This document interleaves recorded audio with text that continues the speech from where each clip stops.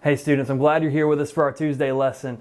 I know that some of you will be meeting on Wednesday night with your small group. That's exciting. We had 2 groups meet last week. We've got 4 meeting this week. And so some, maybe all of you will be joining in person with a small group. You can check your email or you can ask your small group leaders where you're going to be meeting at if you're watching this ahead of time. But I'm so pumped to hear about how small group goes whenever y'all join back in together in person. This week, go ahead and grab a Bible. We're going to turn to Ecclesiastes 12, 8 through 14. Ecclesiastes 12, 8 through 14.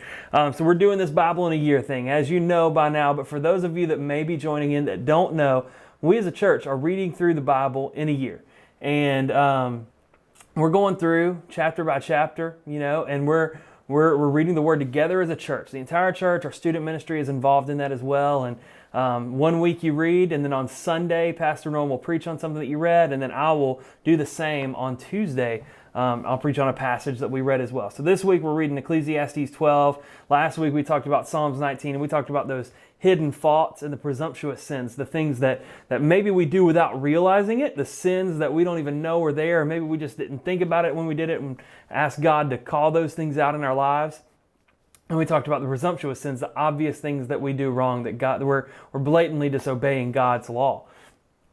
So if you were reading in the reading plan with us this week, you might have seen Ecclesiastes as kind of odd. It's kind of full of almost like doom and gloom. It was very negative at times. He reminded us that everything is vanity. And I like the way the NLT puts it, which is what we're going to be reading from tonight, that says everything is meaningless. This was Solomon saying this, and how is that for an uplifting worldview? The wisest man to ever walk the earth repeats over and over, everything is meaningless. All of these different things, though, the way that the world works, it's all meaningless. But Solomon is making a point in his final remarks that we're looking at tonight that I think is going to kind of bring it all back around so that we see what his point in all of this was.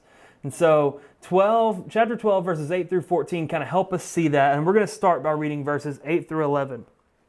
It says, everything is meaningless. Again, thanks, Solomon.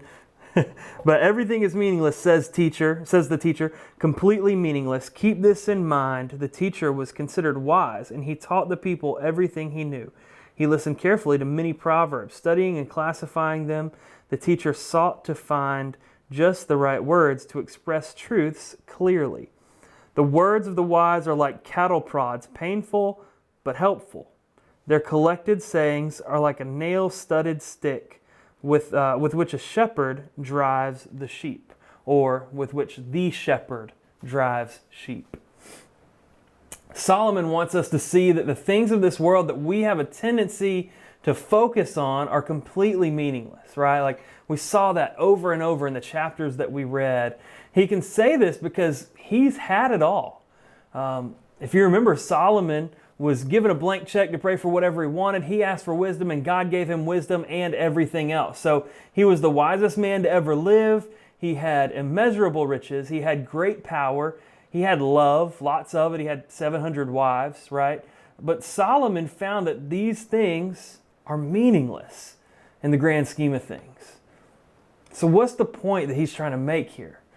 He tells us that of everything that he learned and studied, he has learned that the words of the wise are like cattle prods that a shepherd uses to drive sheep. In Solomon's life, he's realized that seeking wisdom above all else is the most important thing. There's nothing more important that he has found than that. Sometimes it's difficult. Sometimes it's hard. Sometimes it hurts. That's why he uses this cattle prod imagery. It doesn't hurt for a cattle to be prodded, but it gets them where they need to go. It gives them direction, and it leads them and guides them to the things that they need. Wisdom from the shepherd, is always beneficial. And we know that the shepherd is the Lord. So what does that mean for us? With God as our shepherd, we should seek his guidance and his wisdom above all else. And we find that in the Word of God. That's where we find his guidance. That's where we find his wisdom. That's where we allow him to prod us with him as our shepherd. We find that in seeking out what he would say to us through his word. God over and over uses the imagery of us being sheep to drive home a point. We are dumb sheep. It hurts for us to hear that sometimes, but sheep are dumb and so are we, right? Like if you know anything about sheep, sheep will drown themselves in rushing waters because they get weighed down by their hair, right? When it gets wet. Sheep will eat themselves over a cliff. They'll just keep eating, come to a cliff, and they'll see grass down at the bottom of the cliff, and they'll just jump off the cliff to go to find more food. They won't find a good place to sleep. They won't rest well. Like a shepherd is there to make sure that they get food, to make sure that they are hydrated, to make sure that they are safe and protected from other predators, because a sheep is completely defenseless. There's absolutely nothing a sheep can do to stop a predator. And your shepherd is there to make sure that they find rest and find peace. For us, the Lord wants us to be at a place of total dependence on Him. Like that's why He's making this comparison. That's why Solomon's saying this is what he's learned from God, that wisdom from the Lord is the only thing that matters. Everything else is meaningless because we've got to come to a place of total dependence on God. David Platt said that on his first mission trip to the Himalayas, some of the Christians there told him, it must be so hard to be a Christian in America. And Platt was kind of confused. He was, everybody in America is a Christian. Why is it so difficult? And they told him, because you've never had to depend on God for anything. You've got everything that you have ever needed. You've never had to ask Him to provide your food. You've never had to have the Lord provide shelter. Everything you've ever needed, you've gotten. Everything you've ever needed, you've made happen for yourself. It's been provided for you. You didn't have to rely on God to do that.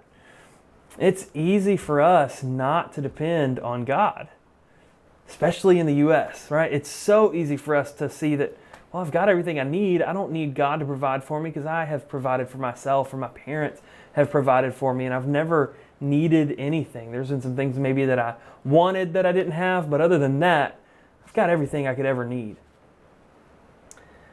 But Solomon wants us to lean on the Lord and His Word to give you wisdom and guidance, because ultimately, according to Solomon, everything else is meaningless. Everything outside of wisdom from the Word of God is meaningless.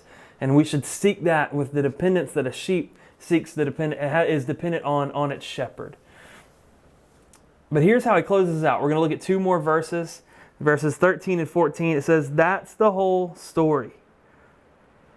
Here now is my final conclusion.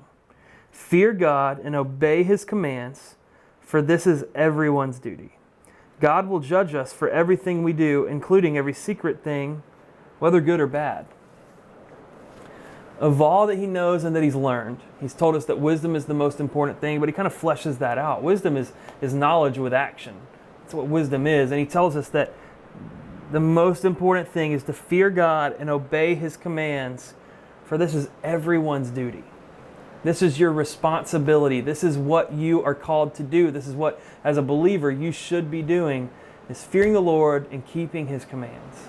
Do what He says. Obey His word. Let Him be the judge. He even mentions that. He says that God's going to judge everything, whether it's good or bad. Let Him handle that, right? Like, it's not for us to make judgments. It's for the Lord. He'll judge everything right and wrong. We just need to keep our head down and follow Him and be obedient. We have a tendency to get caught up in demanding justice, right? Like, we want to see justice. We've got that ingrained in us. Like, because God made us and He made us in His image, we want to see right rewarded with a reward, and we want to see wrong punished. We desire justice, but God through Solomon right here is saying, leave that up to the Lord. Let Him handle justice, and you just be obedient. The most important thing for us is to seek wisdom from the Lord, which is that knowledge with action. So I just want to challenge you with just a time of reflection.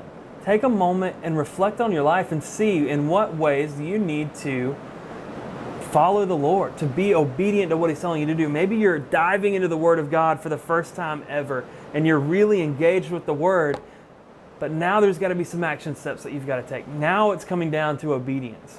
What is God calling you to do, commanding you to do, telling you to do as you follow Him? Right? Maybe we need to stop pointing out wrongs in other people's lives, and we need to start being obedient to the things that God's telling us in our own lives. I hope that you guys have a great discussion in your small groups. I'm praying for you guys. I'll hopefully be able to drop into a few of those homes on Wednesday night, so I look forward to seeing you. With that being said, y'all have a great discussion, and I will see you on Sunday morning.